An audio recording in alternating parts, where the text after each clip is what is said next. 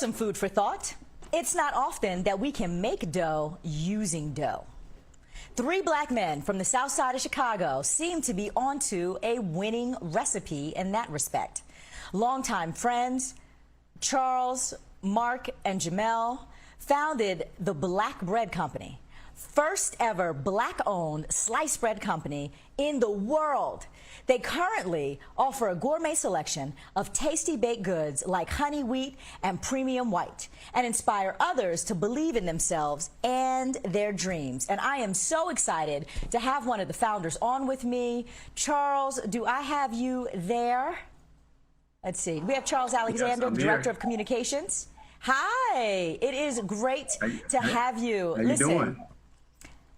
You know, I am just inspired, and I am always looking for just an opportunity to be proud of my people and to feel hopeful about what we can do when we flex our own power and our prowess around brilliant ideas. And so I would love for you to just start off by sharing how this idea and concept came to be, because there's a lot of things that I want to have or create or put out into the marketplace, but I never thought about bread. So what was your inspiration for this?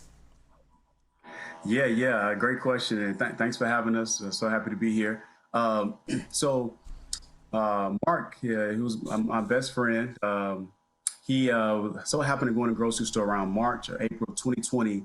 This was around a time where, George Floyd's situation had happened. There was so much civil unrest in our society, specifically towards black men and black women. And he went into the grocery store, had a list, and he made up in his mind that every item on his list was going to shop black owned.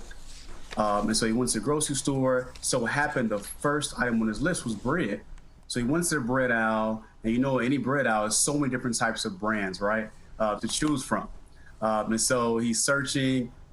He's going to every type of brand in the aisle and Googling. He was in the aisle for about 45 minutes, and he left because he was frustrated because he found no sliced bread brands that were black owned and with no black executives. So he left out of frustration. He called me instantly like, hey, Charles, that, bro, like, there's no black owned sliced bread companies. I'm like, are you sure? You should not just that one store? So I started Googling myself. And after that, we got our best friend on the phone, Jamel. So we was on three-way just talking about it.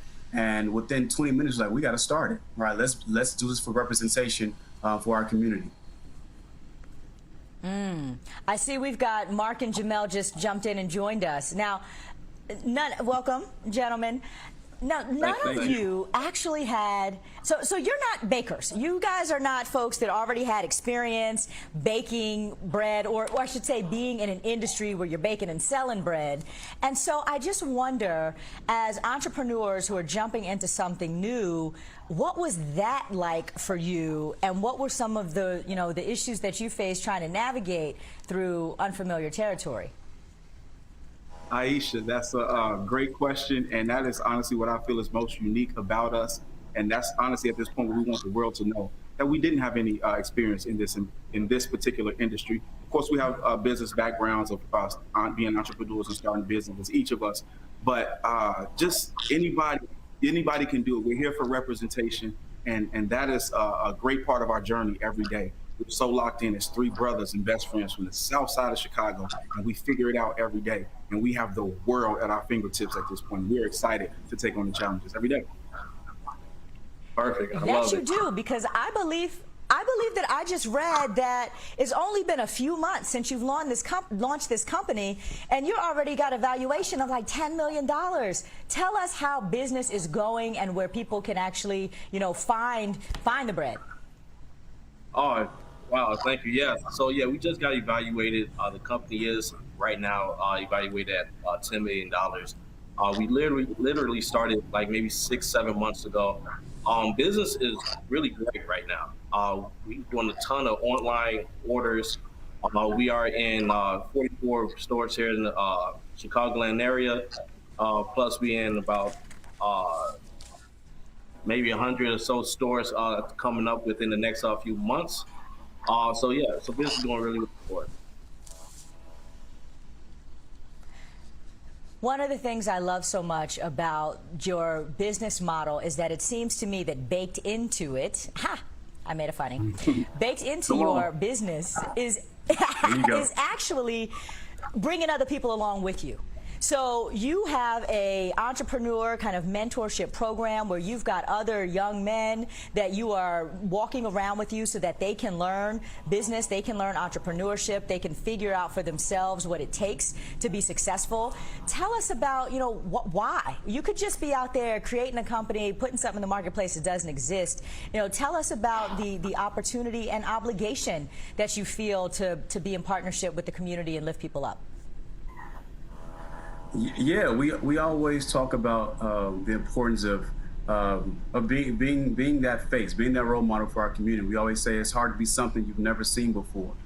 So we take the responsibility of bringing in young Black men to see that they can be a part of this journey. Anything is possible. So we partnered up with Family Services and also St. Sabina Church, where we bring in interns where they can shadow us, learn day-to-day about business. They can just, you know, just see the inner workings of how does someone create a company. You know, we talk about when we grew up, we never had the opportunity to work for a company where the founders were present, right? And so since we have this opportunity for others, we want to bring them in. So at this point, we've hired 4 to 5 young Black men, young interns, right? That are proving themselves and is doing an exceptional job. And we're just happy that we can provide that opportunity in general. Not only, you know, it's interesting to work for a company where the founders are there and they're present, but certainly where they're Black and where they're Black men. I would, you know, ask you, give us a last word of inspiration, if you will, of people who are sitting on their couch with some ideas and fired up at what they see happening from a social perspective in the world, and just don't know what to do, how to channel that energy, where to go to create something that has meaning. What's some advice that you would give to others coming behind you? Yeah, I would say you have all you need, and to use all that you have in whatever it is you wish to do. We're examples that we started this company not by going on social media and complaining about things that we saw in society that we didn't like.